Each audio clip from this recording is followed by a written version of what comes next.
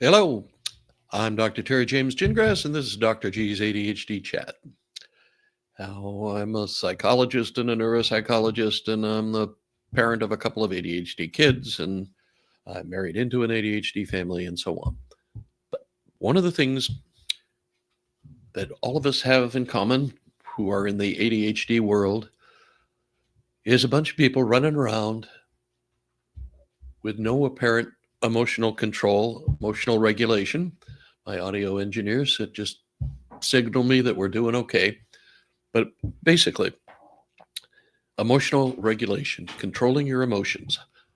How do you do that? And, with an ADHD child, it's got to be something that's kind of simple to understand. Well, with any child, but basically with your ADHD, it's got to be simple enough to understand that they can actually use it. And it's comprehensive enough. It's based on it's based on Socratic reasoning if you're into philosophy. And but the simplest way to talk about it is to say that basically what you think causes your emotions. Now, some people are going to yell and scream and jump up and down about that. I used to joke that I'd have an easier time convincing somebody that they could lose 50 pounds in 3 weeks than I would convincing them that their thoughts control their emotions. But in fact, they do. And the thoughts are kind of two categories. There's, the ones that you can actually contact real easily, like when you're really angry at something, that son of a, and all that. You're pretty aware of your anger, but maybe you're not so aware that the way you're thinking about the situation is what's causing the emotion. There are also some things that are a little deeper, that are based more on the assumptions you've made about the world in perhaps in your childhood or perhaps more recently, but it's stuff that's kind of, well, it's just the way the world is, and that goes most obvious in terms of things like prejudice. Oh, that's the way all those people are. All those Scottish people are just like that, and I have Scottish background, by the way. So that's something that's deeper, and we're not as aware of it. So the approach basically is to, if you change your negative thought patterns, the patterns that are causing the emotion, then you can change the emotion. And hey, that's marvelously simple, right? It's tricky. Like most things that sound simple, it takes a lot more work to actually change things. Okay, I mean, it's all different. Some people have a 5-step procedure for doing this. Some people have a 3-step procedure. Just ask yourself the 3 questions, or just ask yourself the 5 questions. Either way. But the idea is, if you're trying to change your emotions, first of all, you got to catch the emotions. And people are marvelously unaware of those kinds of things until they really start thinking about them. And when you start thinking about it, then you can catch the emotions. Okay. And one of the best ways to start on this is to journal, basically, is to write down what you're thinking about, to write down what you're thinking, especially what you're thinking about when you're having your favorite bad emotion, whatever that is. Okay. And so some kind of a journal. I mean, I use a steno book most of the time because it's smaller, lighter, and a lot cheaper than one of these leather bound or leatherette bound things with all sorts of bells and whistles on it. But anyway, just any kind of thing that's got a collection of papers that you can write on and come back to later, and start recognizing, what I'm in this kind of situation. I'm always feeling. Oh, and by the way, when you're a parent, you can go, in this kind of situation, he always seems to, or she always seems to, till you kind of get, so you see the patterns, and you can start to recognize what the favorite bad emotion is, because that's key to a lot of this. People have a bad emotion that's favorite. Some people are anger junkies. Some people are anxiety people, and some people are depressed people, and very few people are just, happy-go-lucky all the time. We don't seem to have that built in or programmed in. And, we are trained to think critically, you know, with some pride, actually, Uh, critical reasoning ability is highly prized in many professions. Certainly medicine, neuropsychology, uh, this is coaching of any kind. I mean, athletic coaching, I was thinking primarily of, but also, the more personal kind of coaching that's become popular in the last, I don't know, 15, 20 years, I guess. And it's the idea that you need to be on the lookout for your mistakes so you don't make any more mistakes. And, that, if you're living in the forest or the jungle or whatever, and you're, basically you're in there, out there in dangerous territory. And so you don't have much tolerance for errors. Yeah, okay, fine. But most of us, last time I had a saber-toothed tiger in my backyard, I don't even remember. Okay. I've had a few deer, especially since we're paving over most of the forest nowadays, but uh, in general, we're not in danger. And so most of the mistakes we made are more style things rather than anything that's going to cause life or death problems. That, of course, is a broad statement, but the idea is that we're taught to think critically. I mean, as kids, most of us learned very early on that uh, if we just kept quiet and didn't arouse any attention, we didn't get a whole lot of direction. It's when we were yelling and screaming and jumping up and down and throwing our toys or whatever, then we got a whole bunch of attention. So the the point being that everything we are taught, all the rules are couched in negative terms. We make mistakes, we fail. It's not like we have learning experiences, okay? But the more resilient way of looking at things is that, okay, I'm having a learning experience right now. You know, I've forgotten who said this, but somebody famous said, "I never lose. I either win or I have a learning experience."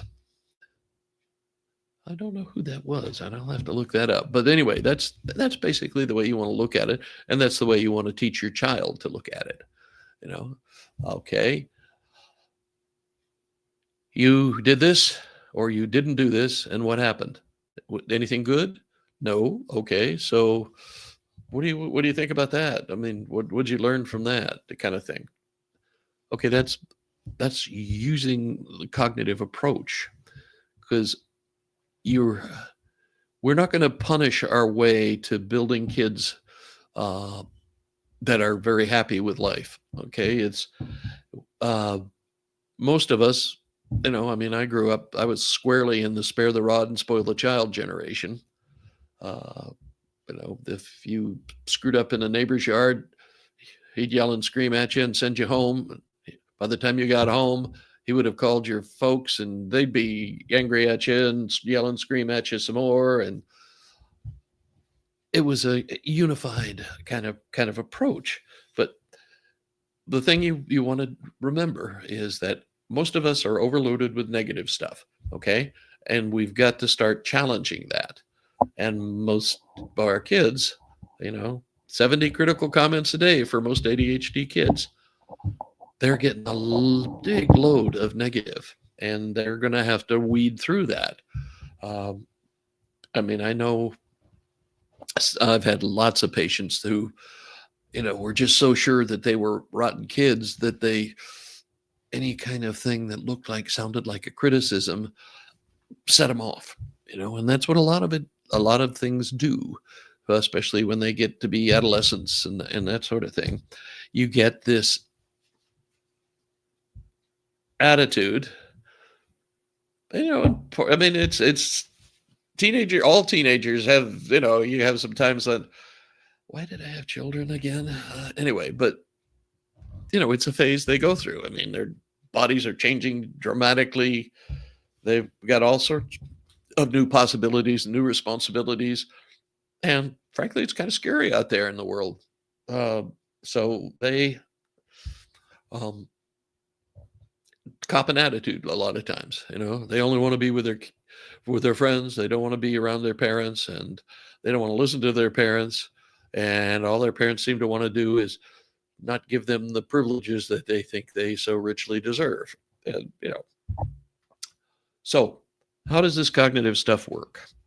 Okay, your thoughts determine your emotions, and large extent your emotions help determine your behaviors.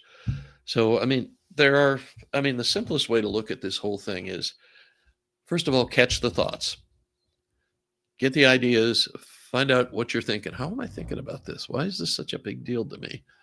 Or why is he doing this? What's such, and you can just ask, what are you thinking about right now? What's going on in your head? Why does this upset you so much? Or whatever, and of course they got to be able to talk calmly to you. Uh, then for yourself, you need to check the facts. Is this actually a true statement that I am reacting to?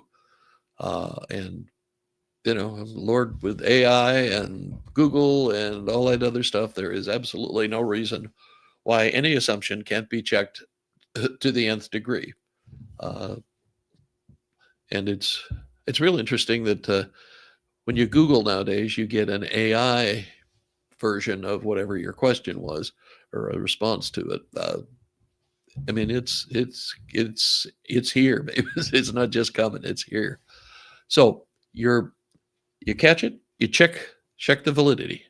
Is this a valid concern? Is this a valid thought? Is this a valid assumption about the world? Belief about the world would be, I guess, a better way to look at it. And then if it doesn't pass the test, then you change it. Okay, there's no reason to feel miserable about things if you don't have to. So what's a more realistic way?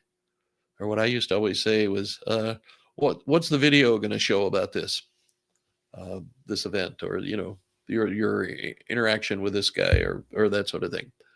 I would, because videos are thought to be objective, and they are until you run them through AI, but that scares me, frankly. So we won't go there. But just what does the fact? What do the facts? What does the objective data suggest is a more realistic way of thinking about the situation, the interaction? It's important that you have that going for you, that you are able to do that. And then you've got to figure out that now that you know that that's not really the truth, how are you going to change the way you think about this situation so it's more realistic and more close to the facts? This is the tricky part, probably. Okay, because you're not gonna do a great job of this when you first start, and your child, if you're trying to work with your child on this, is not going to do such a great job because we're just not used to thinking about these things. I can change this just by changing the way I think. That just seems a little bit much, but the truth is that changing the way you think about a situation changes everything. It changes how you feel. It changes how you respond. It changes the other person too, which is one of those things that's sort of interesting to see. Like, I don't know how many times I've just told parents, okay, I want you to go for an hour without criticizing your son. He's out of control. And they go for an hour and things calm down. And then they're always amazed. They come back. I couldn't believe I didn't say anything to him, and he just got so mellow and calm. I think I have mentioned the story of a mother of a kid that I was seeing them both together. I think we were just starting therapy, but I don't remember. But I could not believe how she was with her kid. She criticized him. Well, she used all 70 of her critical comments in a 45-minute therapy session. I mean, it was I was amazed that she goes, sit still. Oh, don't move that. Don't tap your hand. Don't live. What's the matter with your breathing? Why are you breathing? It was really getting incredibly invasive, I guess would be the say.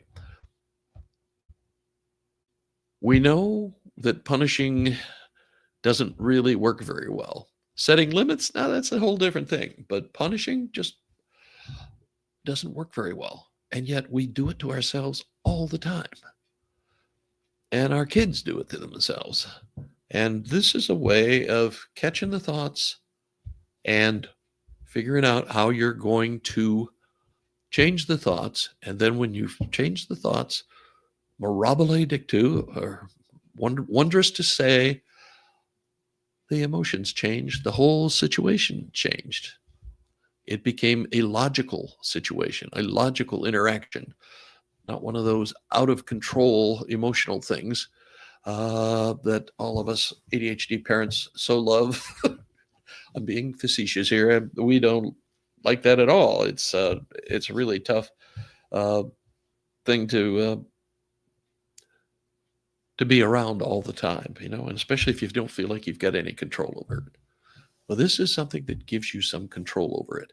And the nuts and bolts of this are simple enough that you can, I would recommend starting out on applying these techniques to yourself.